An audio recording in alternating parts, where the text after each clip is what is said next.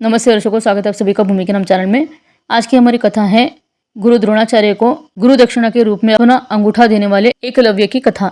युगों से एकलव्य की कहानी अनुकरणीय शिष्यत्व को परिभाषित करती है, लेकिन इस प्रसिद्ध कहानी का एक अनसुना और अनदेखा पक्ष भी है। एकलव्य एक गरीब शिकारी का बेटा था। वह जंगल में तेंदुओं द्वारा शिकार किए जाने वाले हिरणों को बचाने के लिए तीरंदाजी सीखना चाहता था। इसलिए वह गुरु द्रोणाचार्य के पास गया और उनसे तीरंदाजी सीखने का अनुरोध किया। द्रोणाचार्य राज परिवार के शिक्षक थे। उन दिनों एक नियम के रूप में राज परिवार के सदस्यों के शिक्षक को किसी और को राजकीय कला सिखाने की अनुमति नहीं थी। क्षेत्र की सुरक्षा के लिए राजकुमार जितना शक्तिशाली किसी और का बनना वर्जित था। लेकिन एकलव्य की द्रोणाचार्य से शिक्षा लेने की इच्छा तीव्र थी। राज्य के नियम से बंधे द्रोणाचार्य ने उसे अपना शिष्य नहीं बनाया। एकलव्य ने अपने मन में द्रोणाचार्य को अपना गुरु मान लिया था। वह घर गया और उसने अपने गुरु की मूर्ति बनाई और अगले कुछ सालों में ईमानदारी और अभ्यास के साथ उसने धनुर्विद्या सीखी और इस कला में राज्य के राजकुमारों से भी बेहतर बन गया। और वह इसमें इतना माहिर हो गया कि वह जानवर की आवाज सुनकर उस पर तीर चलाता और जानवर पर अपना अधिकार जमा लेता। एक दिन राजकुमार अर्जुन को इस प्रतिभाशाली धनुर्धर के बारे में पता चला। जब उसने देखा कि एकलव्य उससे कहीं बेहतर है तो स्थिति और भी खराब हो गई। वह एकलव्य के पास गया और उससे पूछा कि तुम्हें धनुर्विद्या किसने सिखाई। एकलव्य ने कहा कि गुरु द्रोणाचार्य ने। यह सुनकर अर्जुन क्रोधित हो गया और वह द्रोणाचार्य के पास आया और क्रोधित होकर बोला कि यह क्या है गुरुदेव, आपने हमें धोखा दिया है। आपने जो किया है वह एक अपराध है। आपको केवल मुझे ही शिक्षा देनी थी, लेकिन आपने इस व्यक्ति को शिक्षा दी और मुझसे अधिक कुशल बना दिया। द्रोणाचार्य अर्जुन के आरोपों से हैरान और भ्रमित हो गए।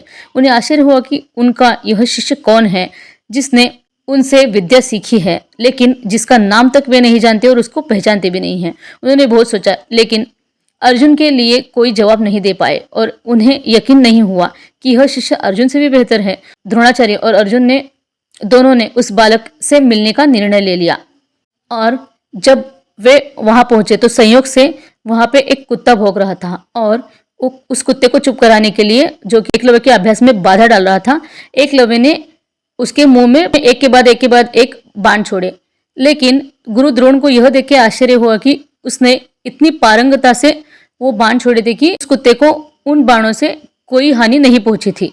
एकलव्य ने अपने गुरु का बहुत सम्मान से और प्रेम से स्वागत किया और वह उन दोनों को द्रोणाचार्य की बनाई हुई मूर्ति के पास ले गया। एकलव्य ने इतने सालों तक धनुर्विद्या का अभ्यास किया था और वह उस मूर्ति को अपना गुरु मानता था। प्राचीन काल में शिक्षा के क्षेत्र में एक सामान्य प्रथा थी कि गुरु दक्षिणा, जिसमें विद्यार्थी अपने द्वारा अर्जित ज्ञान के बदले उपहार का शुल्क के रूप में कुछ देता था। और द्रोणाचार्य ने कहा, एकलव्य, तुम्हें मुझे गुरु दक्षिणा देनी होगी और तुम्हें मुझे अपने दाहिने हाथ का अंगूठा देना होगा। एकलव्य जानता था कि अंगूठे के बिना धनुर्विद्या का अभ्यास नहीं किया जा सकता। एकलव्य ने बिना कुछ सोचे अपने दाहिने हाथ का अंगूठा अपने गुरुदेव को दे दिया। और इस कहानी में द्रोणाचार्य को आमतौर पर क्रूर और स्वार्थी के रूप में देखा जाता है।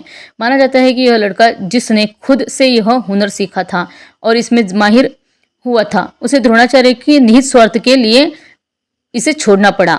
लेकिन जब कोई इसे बुद्धिमान के दृष्टिकोण से देखता है तो पाता है कि अगर यह घटना न होती तो कोई भी एकलव्य के बारे में नहीं जान पाता। यद्यपि बाह्य रूप से ऐसा प्रतीत होता है कि द्रोणाचार्य ने एकलव्य के साथ अन्याय किया है, किंतु वास्तव में द्रोणाचार्य ने एकलव्य को मात्र एक विद्यार्थी से उठाकर शिष्यत्व की प्रतिमूर्ति बना दिया। द्रोणाचार्य ने एकलव्य से अंगूठा मानकर उसे अमरता का वरदान दे दिया। इसलिए जब लोग भक्ति के बारे में सोचते हैं तो एकलव्य के बारे में सोचते हैं, न कि अर्जुन के बारे में। द्रोणाचार्य की महानता देखिए। उन्होंने अपने ऊपर लगे दोष को अपने ऊपर ले लिया और अपने शिष्य का उत्थान किया। इसलिए भले ही गुरु गलत हो, अगर आपकी भक्ति है तो आप कभी गलत नहीं हो सकते, लेकिन गुरु गलत नहीं है। ऐसा लगता है कि वह पक्षपाती था, लेकिन उसने एकलव्य का उत्थान किया और अपने धर्म की भी रक्षा की और उसका कर्तव्य देश के कानून को बनाए रखना था, और जो कि था राजकुमार से बेहतर कोई और नहीं हो सकता। तो ये था हमारा आज का वीडियो एकलव्य और गुरु द्रोणाचार्य के बारे में। अगर आपको ये वीडियो अच्छा लगा है तो चैनल को सब्सक्राइब करिए, लाइक और शेयर करिए। धन्यवाद।